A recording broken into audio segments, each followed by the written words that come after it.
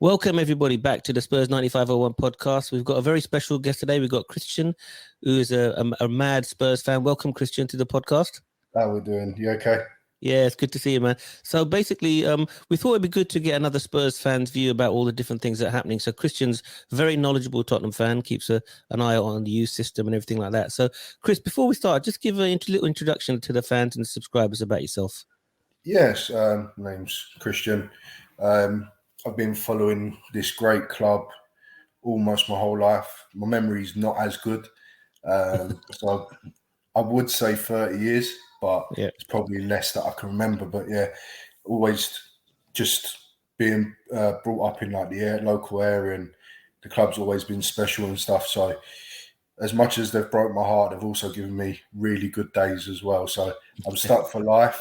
It's the same with everybody, mate. Yeah, that's it. That is exactly it. But yeah, no. Great to be on today. Thank you for inviting me. No, you're most welcome. Hopefully you get on a few more times. Have you got your own podcast? I'll put the link in the description. Yes. Do you want to talk a little bit about your own podcast? Yeah, so me and my brother Ash, we do our own podcast. It's on Twitter. It's at 1882 pod. Mainly on, we don't do like the video stuff. It's just the old voice style. You get it all on Spotify and all your main streams, and then we do repost it on YouTube and stuff like that. We're going to be doing a lot more this year, hoping to get other people in the community involved. And what we try to do is very similar to yourself, is that we want not our opinion, we want the true opinion of the fan base, people who might not tweet, people that don't get involved in the Twitter spaces. Is we want to get a difference of opinion. It's about having that healthy debate, and it is what we try and promote. We don't want to be someone that's, you listen to us because you agree everything with us. Do you know what I mean? Yeah, it's about exactly what you mean. Debate, and that's what we try and promote. So yeah, I'll put the link in the description. So it's at 1882 pod. Yeah. Yeah, I'll put the link in the description. So if you get a chance, everyone go head over to there and have a listen. I'm sure it's going to be great. Right, Christian, we've got some fire questions for you now. So we're going to get your expert views on this. So we've got a few things that we want to talk about. Let's start off with the appointment of Ange Postecoglu as the Tottenham manager. Give us your thoughts on that. I think it's an exciting one. I'll be honest, weren't my first pick when you've got names like Julian Nagelsmann and Gallardo out there, who were probably my first two. When you actually research on this guy, he's been successful everywhere he's been. He's managed big rebuilds. Yes, in lower leagues, but however, to think a team like Australia, the national team, winning the Asian Cup, where South Korea, Japan, and some of like Iran and teams like that normally dominate, to win it for them is so big. And when you speak to Celtic fans, yes, they've won the triple before, they've done the three-peat, they've done everything in that league, but the style of football that he promotes and plays and the connection he had with that fan base really astonished me. And I think that's one thing we've lacked since Poch. And I was a huge Conte fan, huge Mourinho fan, still am. But ultimately, that connection we had with Poch as a fan base is what we need to get back. We need the fan base to be reconnected to this club. We need the toxicity to sort of diminish almost. And I feel like that's a priority, and he's the right man to do it. And his style of football, listen, it speaks for itself. Go watch his clips. Very fluid. He don't mess about with throw-ins. As soon as there's a throw-in, straight out, take it. Let's get the game rolling. And for me, it's something that I see Pep do a lot, not mucking about. Arteta's taken that on, and it's the way football's moved. And I think with the right kind of additions and stuff, I can only see it being a success. Maybe not in a year or two, but listen, if we give this guy the same type of backing that Arteta got, and not just money-wise, just he finished 8th, they still backed him. He weren't in the Champions League, they still backed him. We do that with Ange, I can really see a positive future. Okay, and what is I totally agree with everything you said. The only thing that I would say is it's a step up in league, and he's going to be playing, managers with a high level of tactical know-how. Will he be able to go against those tactics? But we'll see. But we're all 100% behind him. What is success for you in the first seasons for Ange, then, Christian?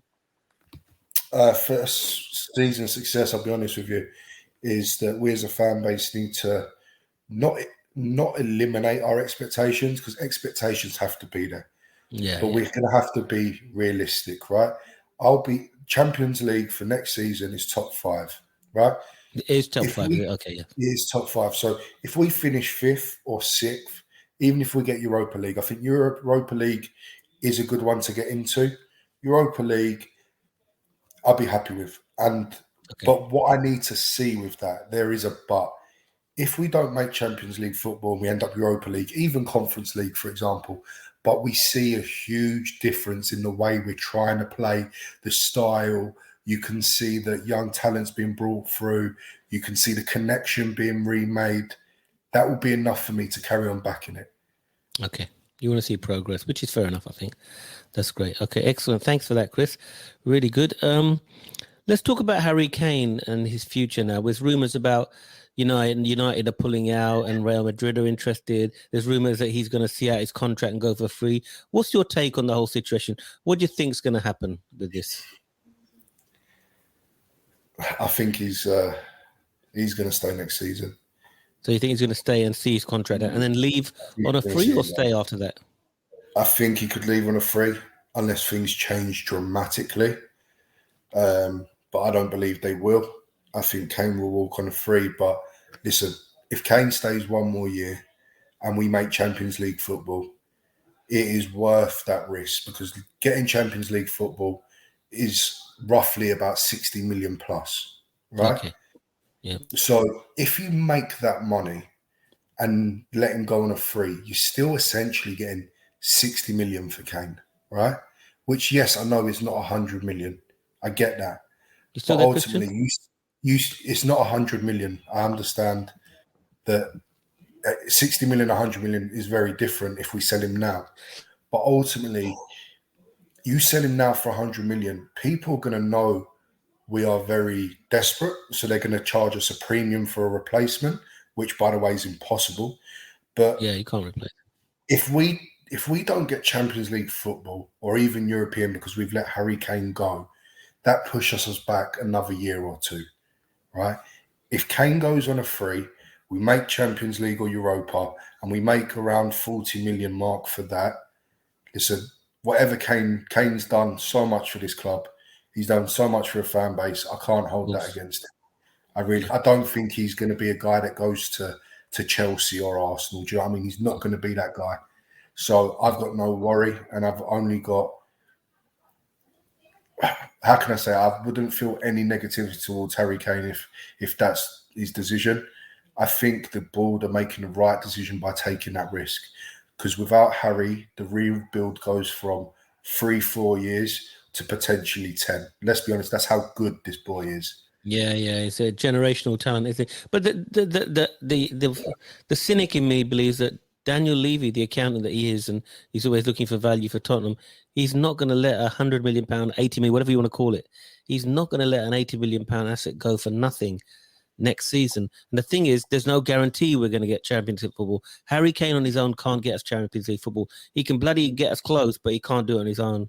So what do you think about that whole thing about Daniel Levy and, the money that he could get? I think Daniel Levy's playing hardball. I think unless he gets his 120, I don't think even 100 million is going to do it. He's going to need 120, maybe even 150. So it's going to risk letting him go on a free next season, then? Do you think that he's going to do it? I can't see him doing that.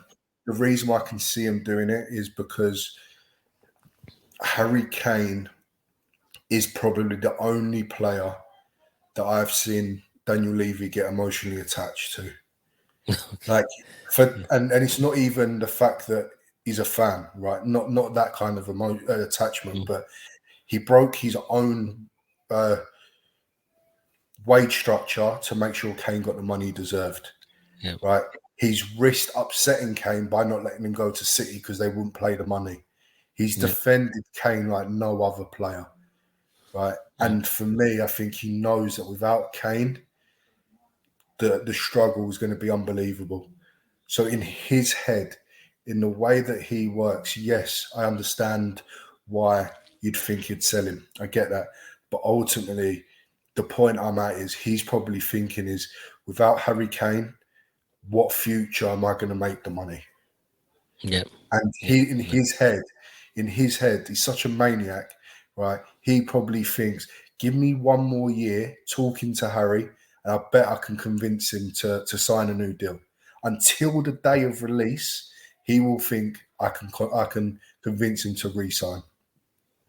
So it all depends how the season goes with Ange and all that. But if we see progress, then potentially could stay.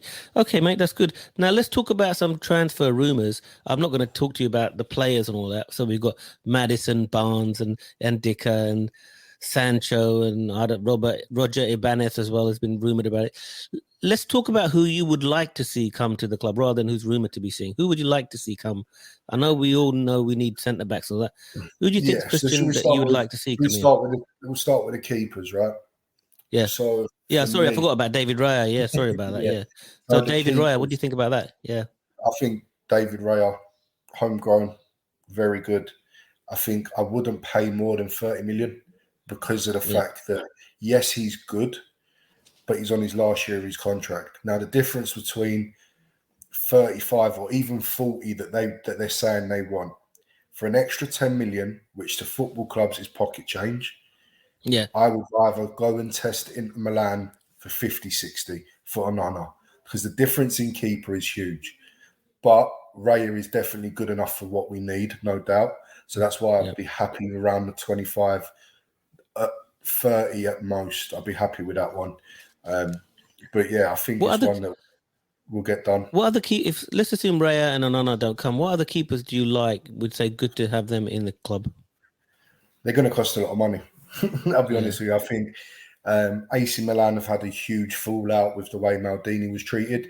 A lot of the players are really upset. The reports coming out of Italy for that. So listen, Mike Magnan is a world class. He is up there top 5, maybe top 3 keepers in the world. Yeah. So we could test for Magnan. Pickford looks like he's going United, but we could probably try one there. There's Livakovic, the Croatian keeper. But I'm not sure how good he is with the ball at his feet. So there's options, but ultimately, I think David Raya should be the one we go to because we can get him for a cut price because of that last year on his contract. And he looks like he wants to come. So that's the one I would put my bets on. Okay. What about people like Maddison and Barnes? Actually, no, let's talk about centre-backs. Who do you want to come as centre-backs, Chris? I might upset your viewers, mate. I'll be honest with you. People that might not have heard me on Spaces disagree with me, but I think we need to get in 2 centre-backs. I think one of them should be a starter and the other one needs to be either a very young player or needs to be a stopgap. And for me, my stopgap centre-back for a year, maybe 2, I would go and get Chris Smalling on a free. That's my really. It's going to upset a lot of people, actually. Yeah, that's my unpopular opinion. Listen, since he's gone to Italy, he's changed his diet. He's become vegan, I believe. He's been great. Trust me, in Italy, I know people don't rate it, but ultimately, in a country where defending is the priority and always developed great. Most world-class defenders have come from Italy, right? There's no argument about that. And he's been able to shine the way he did in a country that develops centre-backs every year. I think it's a testament to how good he can be. Now, he's not going to be my star, but for a free signing, we know that the club are saying there might not be crazy amount of money the way that they're talking. So for a free, I think it's a no-brainer, and it gives us a little bit extra money to maybe go for a Laporte or I don't know. What about Indico, Hinchcape, and all these guys? What do you think about them? For Roma. Indica's already signed for Roma. What about Hinchcape? Is it Hinchcape? I'm not sure the pronunciation. Hinchcape I'd go for. Tapsoba. at Leverkusen. That would be one I'd be really interested in. So yeah, I think there's centre backs out there. We just need to have a look and get our scouting probably a bit better and look in places we wouldn't normally look. If you wanted to pay the big money, you could go for. I know the club probably like someone like Mark Gay, not my top, but he'll do a job. But ultimately, you're going to be getting taxed on that, so it's going to be 40, 50 million. But yeah, Hincapie, Tapsoba, they'll probably be the two that I would push for as the starters, and Laporte, and then Chris Smalling on a free. Let me throw a couple of names in there for you. What about Fikayo Tomori as well? And what about Roger Ibanez? What do you think of those? Not Ibanez. This guy is. If anyone, I've heard people say Romero is rash. He goes into tackles, he gets booked, and I've heard that. Now Roger Ibanez, he's Romero times 10. That guy, Romero on steroids, yeah. Oh mate, he's so rash. Gives away stupid fouls. Always getting bookings. A proper hothead. And he's definitely not the right partner for Romero. Okay. But Tomori, yeah, I think it would cost us quite a bit.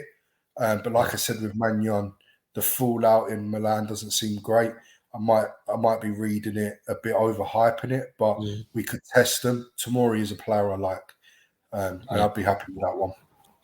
Okay, excellent. Great stuff. Great insights there, Chris. Let's talk now about the fixture list.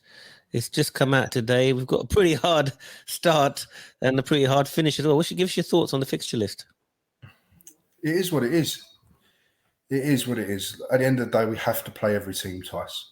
Yep. Where you play them, it don't matter. Of course, the fixture list can help if you've got gaps in it where you can build momentum. But ultimately, the end of the season, I'd rather play the top teams, your Man Cities. Yep.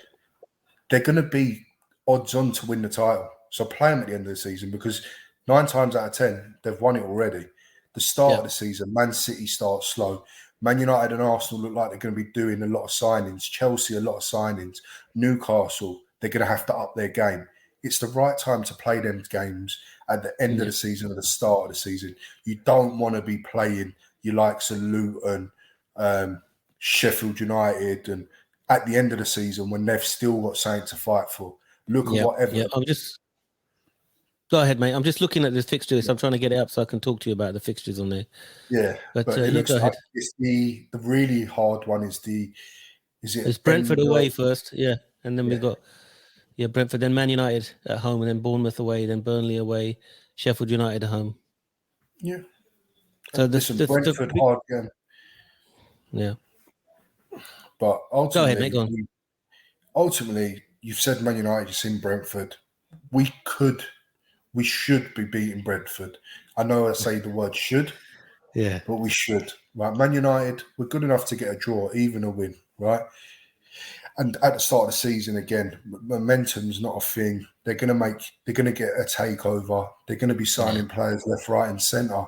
We don't know. It's an unknown talent, right? Look at Chelsea, the amount of signings and money they put into it. It doesn't work out.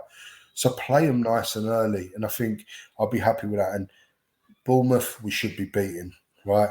And I know they beat us in the last minute, but it was a unexpected season. It shouldn't have gone the way it did, and it won't go like that in 2 years. So for me, I'm not too fussed with the fixture list. I'll be honest with you. Yeah, you got to play everybody when you got to play them, so it doesn't really matter. Yeah, excellent. Let's just sort of close it off now. What's your prediction for what we're going to do? And we'll come to you at the end of the season and hold you to it, Chris. But what do you think we're going to do? Yeah, we will do. What's your prediction? I reckon semi-final FA Cup. I reckon 6th place. Oh, that is very... And quarterfinals around about that for the Carabao Cup. Okay, so we've got this on tape now. We've got Christian's prediction. We'll come back at you. I can't let you finish, Chris, without asking your thoughts about Pochettino and going to Chelsea, going to our really arch rivals. there's two camps. There's one saying, I love him, I don't care. Blah, blah. Other one saying he's dead to me and all that. Where do you fit in this with Pochettino? I'm not in that camp. I'll be honest with you. Listen, going to Chelsea is not as bad as going to Arsenal, but ultimately he's done something that he said he wouldn't, and you got to think he told us that he would never manage Barcelona because of his Espanyol days. Espanyol right? things, yeah. And Chelsea is on that level, right? Chelsea is Barcelona, right? Yeah. And for me, I'm always going to be grateful. Champions League final night, what a night! Yeah. The way we were playing, the times we had, amazing. I'm never going to forget that. But for me, he's moved down from. It's like a player, right? We say players are either legends or cult heroes. Yeah. And for me, he's moved himself down from potential top manager, one of the best we've had, to just underneath because of that move. And he says how much he loves us, but I can't believe it. I honestly can't. No. And I mean, to be fair to him, if I was to put the other side of the argument, he's out of a job. He needs to work. Tottenham didn't give him a chance. So, he's got to earn money, hasn't he? I mean, I don't know if he does, but he needs to earn money. So why not go to one of the top clubs? No. Listen, talking from emotions, all that was, yeah. But now if you're asking me to be his agent, put myself in his shoes, exactly. I can't blame him. And if he had not spoke the way he did, if he didn't say about the Espanyol days and how much he loves Tottenham and you'll see me again one day and all that, we wouldn't be having this conversation. It's the fact that for me is he's sold us. He sold to me that he would never do it, and he did. Yeah. Had he not said anything, then it'd be different. It might have been easier then, but he actually said he wouldn't do it, and now he's done it. So. Yeah. Okay, mate. Listen, Chris, it's been a real pleasure talking to you, getting all your views and all that. We'll be putting your podcast link in the description, and hopefully get you, if you've got time, we'd like you to come back again, talk to us 100%. Once the season started, hopefully before the season as well, and try and build up, get you more better known. I think you're very well known anyway, but get our viewers to see you. I don't put myself in that bracket, but no, I appreciate it. Thank you for having me on. No worries, man. Anytime, I'm more than happy to come on, and let's come on, you Spurs. At the end of the day, yeah, come on, you Spurs, and thank you everybody for listening to Spurs 95 cast. Please remember to like, comment, and subscribe. Also, subscribe to Christian's podcast. I'll put the link in the description, and hopefully, it'll be back soon. So, come on, you Spurs. Thank you.